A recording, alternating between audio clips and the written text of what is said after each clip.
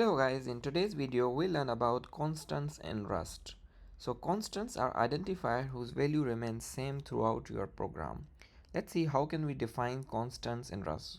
So we can say const and the name. So let's say we want to define pi as f64 and then we assign the value as 3.145. Now constant should be global because they are like same throughout your program, so it should be global rather than being in a method or a function. So now we can use it. So we can say value of pi is, and then you print it. Now let's run it. Or we can do certain operation with it. So we can say print, let's say when added, and then we can print it pi plus 2, let's say 2.0 because it's a float. So let's run it and it gives us a addition. Now let's clear it.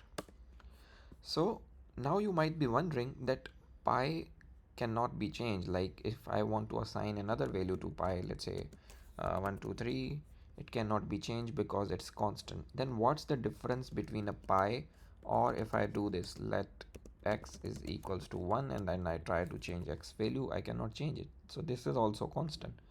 Yes, but the only difference is when you define a constant, it is replaced at compile time into your code. So basically when I compile the program, it's no longer a pi here, it's replaced by 3.145. It's replaced by its value.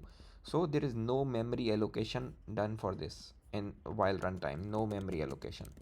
Okay, while as we know our immutables are allocated on stack while runtime.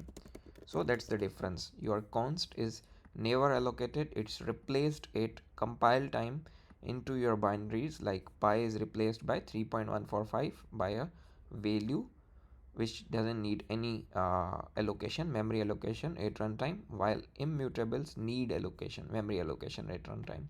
So that's the only difference. So if your variables remain same throughout the code, it's like an identifier, like just pi, just use const instead of using immutable variable. So that's it for this video guys. I hope you understand. I'll catch you guys in the next video.